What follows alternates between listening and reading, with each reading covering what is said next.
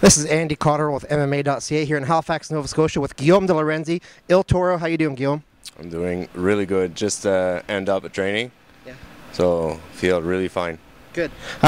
For fight fans who are not really familiar with Guillaume, he's been a long time one of the top fighters in Canada. He took two years off due to an injury. He's come back recently. He had his first return fight at Bellator 79 last fall. He's set to fight Patricky, Pitbull, Freire at Bellator 84, I think it is, on January 31st. So that's an exciting fight. What do you think about that matchup? I think that guy is pretty much the same kind of fighter as I am, so it might be really interesting. Yeah. Yeah. So I'm really glad to fight a guy from Brazil. Like he's a brown belt in BJJ, and he's a really hard hitter. So yeah, I'm really glad to fight that guy. Well, you've described yourself a little bit right there as a hard hitter and exciting. Your record, your MMA record, is 10-1. Out of your 10 wins, I think you have 8 wins by TKO, only 1 decision, and one win by submission. So that's an 80% knockout rate for your victories. Is that something that you especially train for? I mean, some guys can't get a TKO or a KO to save their life in a fight, but you seem to make that your staple. Oh, I just like to hit, make some damage, and you know, it's the way I express myself. That's pretty much it. And then you took 2 years off. Tell us about your injury and the recovery. I think a lot of fight fans were wondering if you'd ever come back. Yeah, I didn't know it neither, but you know, I had the 2 surgery done, and I take long time to rest and heal well and to get 100%. So now I'm good to go, and that's the way it is. Yeah. And your first fight, you came back and you had your first ever win by submission inside the first round. Was that exciting for you?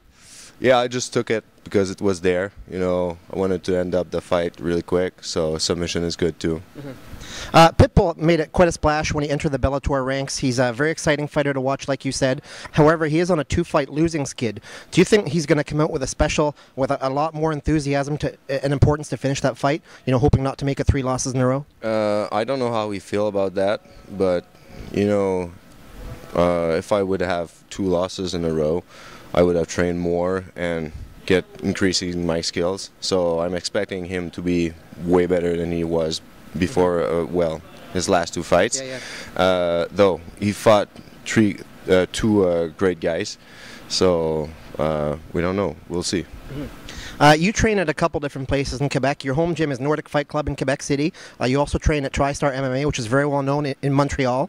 Tell us what you thought when you got the call from your manager to come out to Halifax, Nova Scotia, and train at FitPlus with TJ Grant.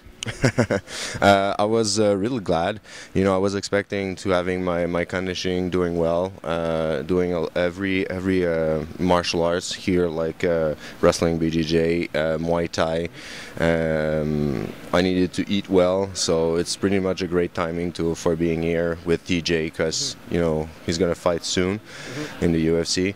So it's pretty much it. Yeah, his fight's just 5 days before yours in the UFC, so it's kind of nice how you two can sort of peak together. Yeah, that's it. So we are the same. How do you call that? Same ability and same level. Yeah. Well. Yeah. Yeah. Maybe.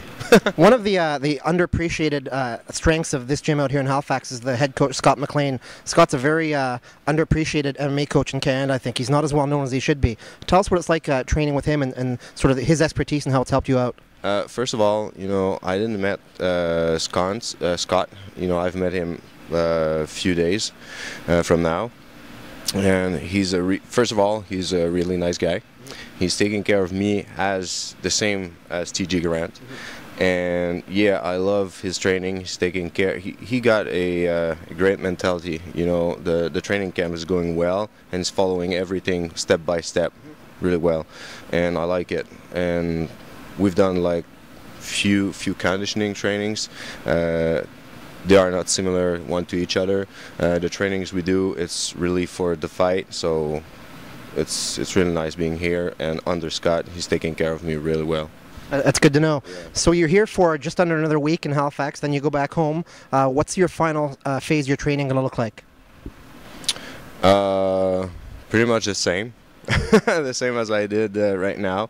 We got like at least 2 trainings a day, and we're taking care of our food, what we eat, the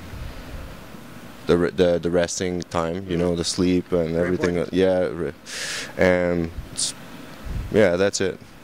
Okay, that's all the questions I have. I'd like to open the floor for you if you have anything you'd like to add. Anybody like to thank?